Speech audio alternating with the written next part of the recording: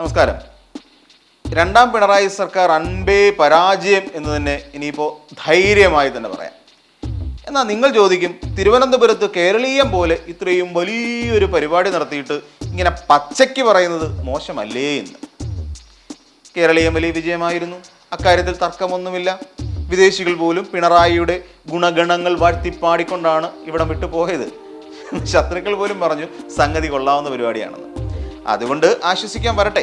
ഇത്രയൊക്കെ നടത്തി വലിയ പേരെടുത്തപ്പോൾ പിണറായി വിജയൻ എന്ന മുഖ്യമന്ത്രി മറന്നുപോയ ചില കാര്യങ്ങളുണ്ട്. അതിപ്പോൾ അദ്ദേഹത്തിന് ഓർമ്മയുണ്ടോ എന്നറിയില്ല. കഴിഞ്ഞ ഭരണകാലത്ത് ജനങ്ങൾക്ക് വേണ്ടി നിൽക്കുന്ന ഒരു സർക്കാരുണ്ടായിരുന്നു എന്ന് ധൈര്യത്തോടെ നമുക്ക് പറയാമായിരുന്നു ആരുടെ മുമ്പിലും. എന്നാൽ ഇന്ന് സ്ഥിതി മാറി. ഇന്നുള്ളത് ജനങ്ങളെ കൊള്ളയടിക്കാൻ വേണ്ടിയുള്ള സർക്കാരാണെന്ന് ആൾക്കാർ പറഞ്ഞു തുടങ്ങി. അതിനും ചില കാരണങ്ങളൊക്കെ ഉണ്ട്. കഴിഞ്ഞ ഭരണകാലത്ത് ജനങ്ങളുടെ കണ്ണിൽ പൊടിയിടാനുള്ള എല്ലാ തന്ത്രങ്ങളും പയറ്റാൻ മുഖ്യമന്ത്രിക്ക് കഴിഞ്ഞു. കിറ്റ്, ക്ഷേമ പെൻഷൻ, സാമൂഹ്യ അടുക്കള എന്ന് വേണ്ട സാധാരണക്കാർക്ക് എന്ത് വേണമോ അതൊക്കെയായിരുന്നു വിഭാവനം ചെയ്തത്. അതിനിടയിൽ സ്വർണ്ണക്കടത്തും സ്വപ്ന സുരേഷും ഒക്കെ ആവിയായി പോയി എന്ന് പറയുന്നതാകും ശരി.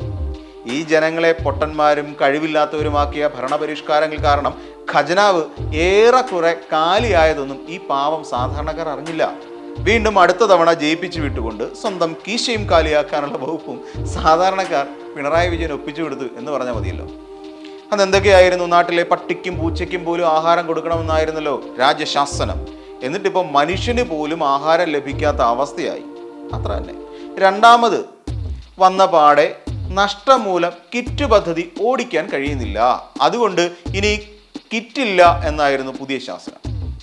കിറ്റില്ലെങ്കിൽ വേണ്ട എന്ന് സാധാരണക്കാർ പറഞ്ഞു. ക്ഷേമ പെൻഷൻ കിട്ടുന്നുണ്ടല്ലോ, അത് മതി എന്നായി. പിന്നെ സാധാരണക്കാർക്ക് കുറഞ്ഞ വിലയ്ക്ക്, അതായത് 20 രൂപയ്ക്ക് ഊണ് കൊടുക്കുന്ന ഒരു പദ്ധതി അങ്ങനെ ആദ്യമായി കേരളത്തിൽ എത്തിച്ചതിൻ്റെ ക്രെഡിറ്റും പിണറായി വിജയന് തന്നെ. പക്ഷെ ഒരു കാര്യം മറന്നുപോയി. ഇതൊക്കെ കൊണ്ടു നടക്കണമെങ്കിൽ അത്യാവശ്യം സാധാരണക്കാരുടെ പ്രശ്നങ്ങൾ മനസ്സിലാക്കുന്ന ഭരണാധികാരിയാകണം എന്നുള്ള കാര്യം. 20 രൂപയ്ക്ക് ഊണ് കൊടുക്കുന്നതിന് വേണ്ടി ഏർപ്പാടാക്കിയത് കുഞ്ഞുകുട്ടി പരാധീനങ്ങളുമായി ജീവിക്കുന്ന കുടുംബശ്രീ പ്രവർത്തകരെയാണ്. അതിനവർക്ക് കൊടുത്തിരുന്ന മോഹന വാഗ്ദാനം 10 രൂപ സബ്സിഡി എന്നായിരുന്നു. മുഖ്യമന്ത്രിക്ക് സമയമുണ്ടെങ്കിൽ ആ സെക്രട്ടേറിയറ്റിന്റെ പടിക്കലേക്ക് ഒന്ന് ചെന്ന് നോക്കിയാൽ കുറച്ച് സ്ത്രീകൾ സമരമിരിക്കുന്നത് കാണാം. എന്തിനാണെന്നല്ലേ? ജീവിതം വഴിമുട്ടി, അത്ര തന്നെ. മുഖ്യന്റെ വാക്കും വിശ്വസിച്ച് 20 രൂപയ്ക്ക് ഊണ് കൊടുത്തു. അവസാനം കറണ്ട് ചാർജ് പോലും അടയ്ക്കാൻ മാർഗമില്ലാത്ത അവസ്ഥയിലേക്ക് അവരെത്തി. അവിടുന്നും ഇവിടുന്നും കടം വാങ്ങിയ കാശും പിന്നെ പണയം വെച്ച കാശും അങ്ങനെ ഇതെല്ലാം കൊണ്ട് സബ്സിഡി പ്രതീക്ഷിച്ചാണ് ഇത്ര കാലം അവർ ഈ ഊണ് നൽകിയിരുന്നത്. ഇതിപ്പോൾ ജ്യോതിയും വന്നില്ല, പുകയും വന്നില്ല എന്നതായി അവരുടെ ഗതിയല്ല, ഗതികേട്. ഇപ്പോൾ അതേ ഒരു രക്ഷയുമില്ല വന്നപ്പോൾ സമരം തന്നെ ശരണം എന്ന് കരുതിയാണ് സെക്രട്ടേറിയറ്റിന്റെ മുന്നിലേക്ക് അവർ വന്നത്. അതുകൊണ്ട് എന്ത് ഗുണം? കുറച്ച് ദിവസം, ഏറിയാൽ ഒരാഴ്ച പത്രക്കാർ വന്ന് പടം എടുത്തുകൊണ്ട് 2 കോളം വാർത്ത കൊടുക്കും എന്നല്ലാതെ ഈ സമരം മുഖ്യമന്ത്രി കാണാനും അറിയാനും പോകുന്നില്ല എന്ന് ഈ പാവം കുടുംബശ്രീ പ്രവർത്തകർ അറിയുന്നുണ്ടോ? കോവിഡ് കാലത്ത് മാലാഖമാർ എന്ന് വിളിച്ച് അനുമോദിച്ചവരുടെ അവസ്ഥയോ അതിലും കഷ്ടം. 2-3 മാസമായി അവർക്ക് ശമ്പളം വരുന്ന അക്കൗണ്ടിൽ നിന്ന് 1 രൂപ കാശ് എടുത്തിട്ട് കാര്യം അത് ഈ പൂച്ച വെറ്റ് കിടക്കുന്നു എന്നാണ് അറിയാൻ കഴിഞ്ഞത്. KSRTC ജീവനക്കാരുടെ കാര്യം പറയാനേ കഴിയില്ല, അതെല്ലാവർക്കും അറിയാവുന്നതല്ലേ.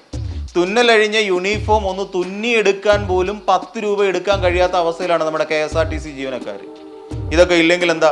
എന്തെങ്കിലും കാര്യത്തിൽ ഞങ്ങൾ കുറവ് വരുത്തിയിട്ടുണ്ടോ എന്നാണ് സർക്കാരിൽ നിന്നുള്ള ചോദ്യം. ഇല്ലേ ഇല്ല. വൈദ്യുതി ചാർജിൽ കുറവ് വരുത്തിയിട്ടില്ല എന്ന് മാത്രമല്ല, കൂട്ടി തരികയും ചെയ്തു. ഇനിയും വെള്ളത്തിനോ അതും കൂട്ടി തന്നിട്ടുണ്ട്. പക്ഷേ ഇതൊക്കെ എങ്ങനെ അടയ്ക്കും എന്ന് മേലോട്ട് നോക്കിയിരിക്കുകയാണ് സാധാരണക്കാർ. അപ്പോഴാണ് ചിലർ വന്ന് ചോദിച്ചത്, അല്ല ക്ഷേമ പെൻഷനൊക്കെ കിട്ടുന്നില്ലേ, അതിൽ നിന്ന് എടുത്ത് അടച്ചാൽ പോരെ എന്ന്. അതിനാർക്ക് കിട്ടുന്നു എന്നാണ് എല്ലാവരും ചോദിക്കുന്നത്.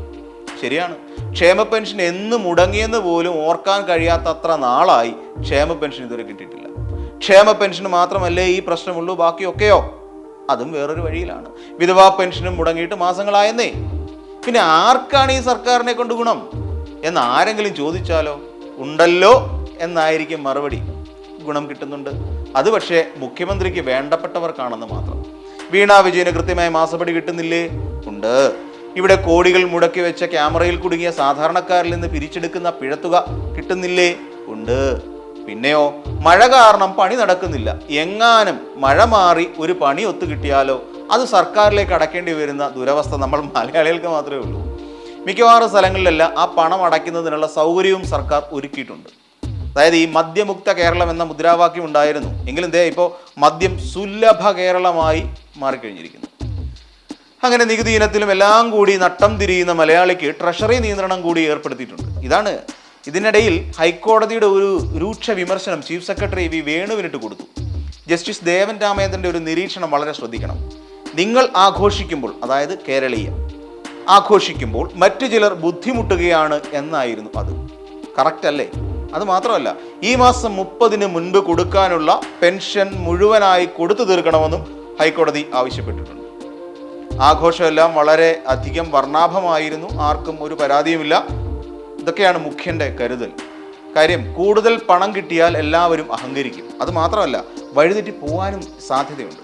മാസപ്പടിയായും അഴിമതി നടത്തിയും അല്ലാതെയും ഒക്കെ വരുന്ന കാശ് ഒരു കുടുംബത്തിൽ തന്നെ എത്തുമ്പോൾ ആ കാശ് അവിടെ സ്വസ്ഥമായി ഇരുന്നോളും. ഇനിയും പറയാമല്ലോ, എന്ത് കരുതലാണ് നമ്മുടെ മുഖ്യമന്ത്രിക്ക് എന്ന്.